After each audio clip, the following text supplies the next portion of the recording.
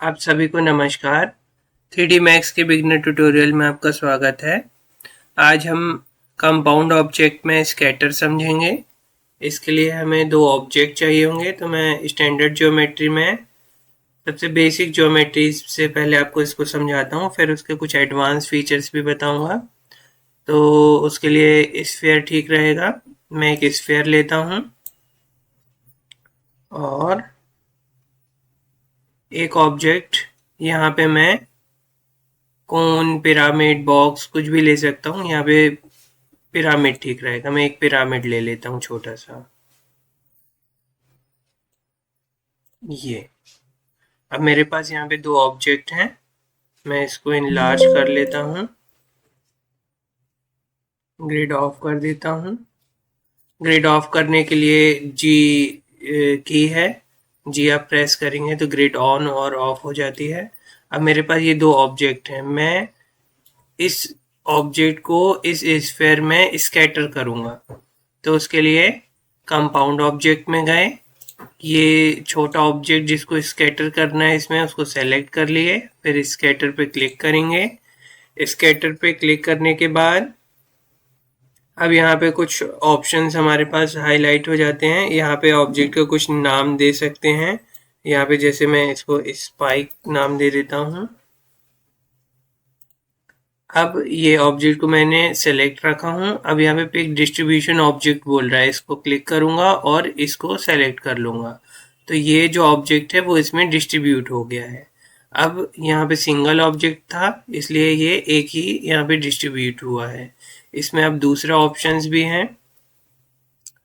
यहाँ पे use distribution object है और यूज ट्रांसफॉर्म ओनली है। अगर मैं ट्रांसफॉर्म ओनली करूँगा तो ये डिस्ट्रीब्यूट हो चुका है इसमें, लेकिन एक्चुअल जो ज्योमेट्री है वो डिस्ट्रीब्यूट नहीं होगी, वो अलग रहेगी।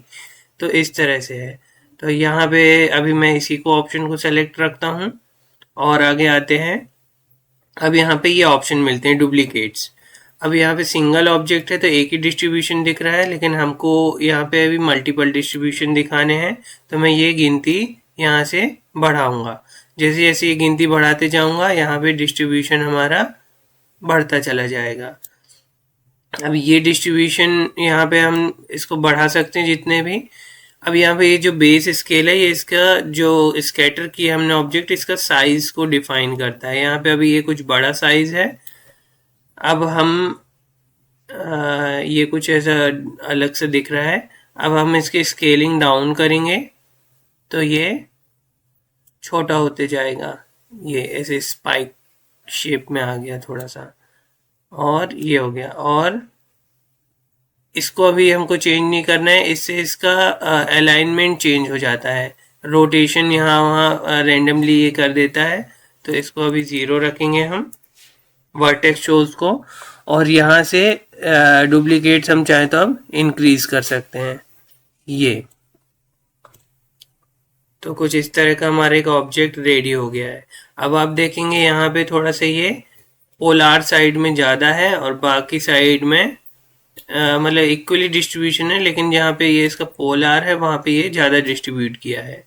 अब कुछ और सेटिंग्स इसकी देख लेते हैं हम। ये परपेंडिकुलर है, अगर मैं हटा दूंगा तो ये एक ही डायरेक्शन में सारे हो जाते हैं। तो अभी मैं परपेंडिकुलर ही रखूंगा इसको, ज़्यादा अच्छा शेप आएगा इसमें। यूज सेलेक्टेड फेज ओनली करूंगा तो जो फेज सेलेक्टेड रहेंगे खाली उसी में डिस्ट्रीब्यूट होता है। तो अभी इसको ऑफ रखते हैं। यहाँ पे अभी इवन में है ये, मैं इसको एरिया में रखता हूँ तो ये पूरे एरिया में इक्वल डिस्ट्रीब्यूशन करेगा। अब देखिए ये पोलार में नहीं किया है। और इवन में जहाँ पे जैसा इसकी एजेस होंगी उसके अकॉर्डिंग ये डिस्ट्रीब्यूट कर देता है, जहाँ पे ज़्यादा फोकस्ड है ये। अब चूंकि हमने स्फीयर लिए थे, स्फीयर का पॉइंट यहाँ पे आता है इसलिए यहाँ पे डिस्ट्रीब्यूशन इसका ज़्यादा है। ऐसे स्किप एन करेंगे तो यहाँ पे हम रैंडम डिज़ाइंस ले सकते हैं अगर कुछ चाहिए हो तो। जैसे ये हाफ सर्कुलर कर दिया है 0 में, अगर मैं इसको गिनती चेंज करते जाऊँ 1 किया हूँ तो ये देखिए पूरे में डिस्ट्रीब्यूशन हो गया है जैसे पोलार में हुआ था। 2 करता हूँ तो कुछ और आएगा, 3 करूँगा तो कुछ और आएगा, इस तरह से। तो अब वेराइटीज को कितनी भी चेंज कर सकते हैं। देखिए अब यहाँ पे कुछ एक अलग शेप आ गया है, ऐसी मैं और चेंज करूँ, देखिए ये 15 में इस तरह का शेप दे दिया है, और इसको डबल करते जाता हूँ 30 में, ये देखिए अलग शेप, 31 में ये शेप। तो जो भी आपको वैरायटी चाहिए यहाँ पे स्किप एन करके और नंबर चेंज करेंगे तो आपको अलग अलग वैरायटीज आपको मिलती चली जाएंगी। और रैंडम फेजेस करते हैं तो ये पूरे फेजेस में रैंडमली डिस्ट्रीब्यूट हो जाएगा। इसके जो फेजेस मैंने क्रिएट हुए थे यहाँ पे उसके साथ ही फिर अलोंग एजेस करेंगे, तो जो इसकी एजेस थी यहाँ पे मैं इसकी एजेस ऑन कर देता हूँ।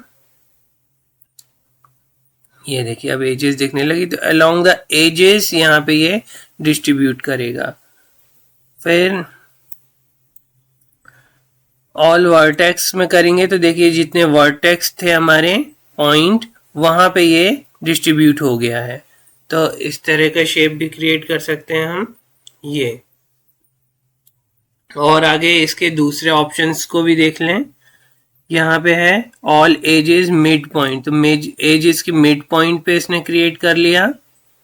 फिर ऑल फेस सेंटर, तो जितने फेस सेंटर हैं उसमें डिस्ट्रीब्यूशन करेगा ये। और फिर वॉल्यूम, तो वॉल्यूम में ये थोड़ा सा इनसाइड डेप्थ में चला जाता है ये इस तरह से। तो ये कोई शेप अगर हमको ये शेप तब क्रिएट करते हैं जैसे कुछ केक डिज़ाइन कर रहे हैं या इस तरह में, तो उसमें हम ऑब्जेक्ट डिस्ट्रीब्यूशन करना होता है ऊपर से, तो हम इस ऑप्शन का यूज़ करते हैं। अभी इसको मैं एरिया पे ही रखता हूँ। फिर यहाँ पे रिजल्ट है, डिस्प्ले टाइप रिजल्ट और ऑपरेंट, तो ऑपरेंट में ये शो नहीं करता है और रिजल्ट में ये फाइनल रिजल्ट शो कर देता है। अब बाकी के ऑप्शन भी देख लेते हैं।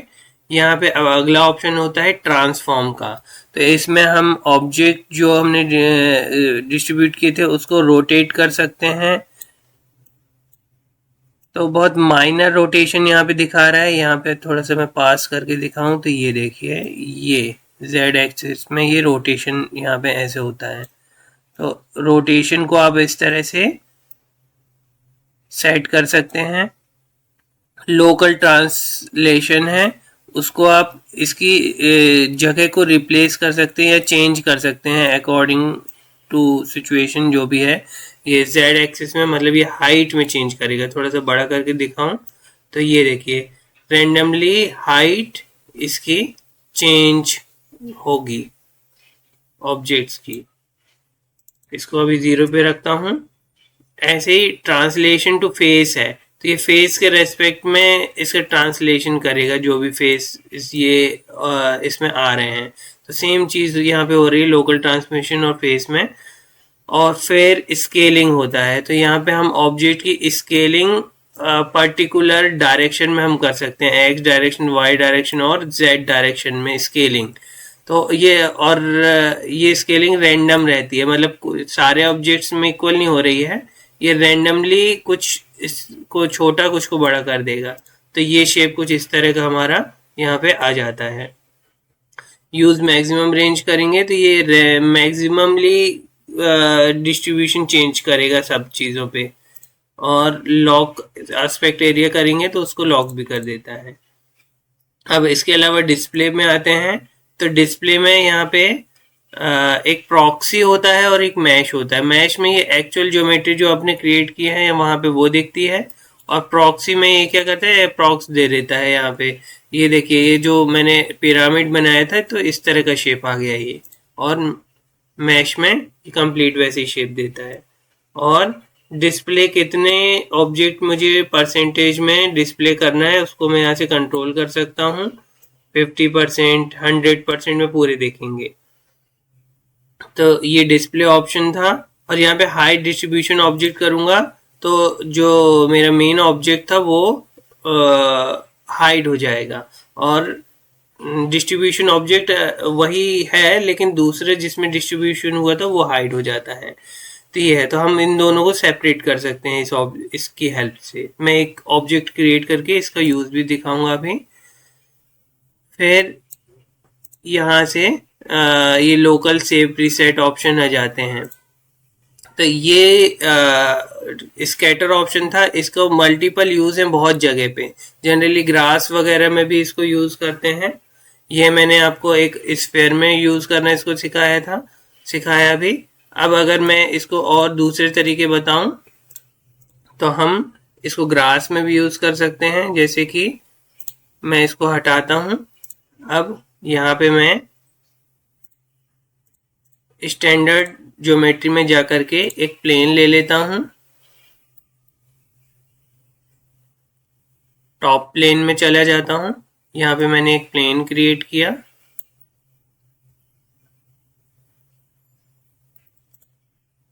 और अब यहाँ पे एक मुझे शेप चाहिए पड़ेगा जिसको मैं इसमें डिस्ट्रीब्यूट करूँगा। तो यहाँ पे मैं AEC एक्सटेंडेड में चला जाता हूँ। यहाँ पे मैं कुछ फॉलिजेस सेलेक्ट कर लेता हूँ, इसमें कोई सिंपल सा एक ऑब्जेक्ट ले लेता हूँ। फॉर एग्जाम्पल ये आ गया ऑब्जेक्ट। अब ये बहुत बड़ा है तो इसको स्केलिंग कर देता हूँ मैं थोड़ा सा।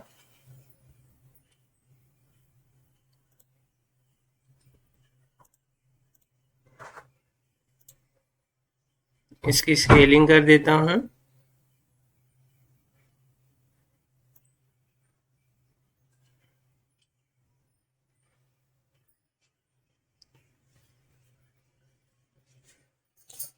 इस तरह से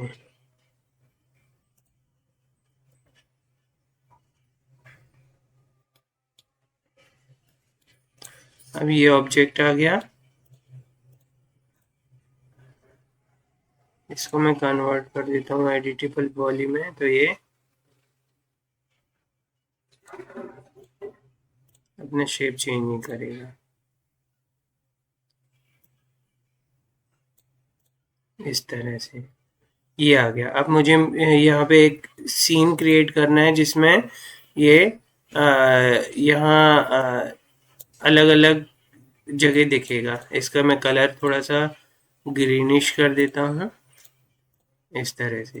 अब ये इसको अब मेरे को यहाँ पे डिस्ट्रीब्यूट करना है, तो इसके लिए मैं वापस से यहाँ पे कंपाउंड ऑब्जेक्ट, मेरा ऑब्जेक्ट सिलेक्टेड है, स्कैटर करूँगा इस प्लेन के ऊपर। तो पिक डिस्ट्रीब्यूशन ऑब्जेक्ट, इसको सेलेक्ट कर लिया। अब देन डिस्ट्रीब्यूट करूँगा इसको मैं यहाँ पे। इसकी क्वांटिटी इंक्रीज कर लेता हूँ यहाँ से। ये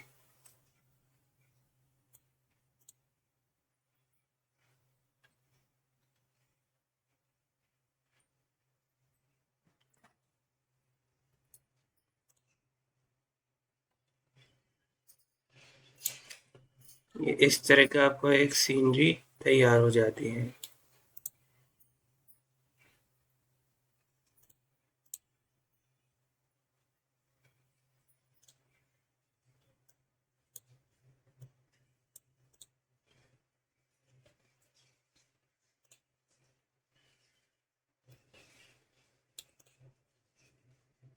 तो इस तरह से आप डिस्ट्रीब्यूशन ऑब्जेक्ट इसमें क्रिएट कर सकते हैं, और भी कुछ शेप क्रिएट कर सकते हैं चाहे तो बहुत वैरायटी है। कुछ डिज़ाइन वगैरह जिस तरह की भी आपको बनानी है वो भी कर सकते हैं। अब वीडियो लंबा हो जाएगा अगर मैं और भी इसमें ऑप्शंस इसमें बताऊं तो इसके लिए एक और वीडियो अलग से क्रिएट कर दूंगा, और दूसरी किस और कैसे क्या क्या डिज़ाइन इसमें क्रिएट कर सकते हैं। स्केटर की हेल्प से हम कुछ जालीनुमा डिज़ाइन भी बना सकते हैं, और भी बहुत इसमें फीचर्स हैं इस ऑप्शन पे। तो ये चीज़ आप इस तरह से इसमें क्रिएट कर सकते हैं। तो किसी भी तरह का डिस्ट्रीब्यूशन इसमें हम कर सकते हैं। तो ये स्कैटर ऑप्शन था। आज के लिए इतना ही। Thanks for watching.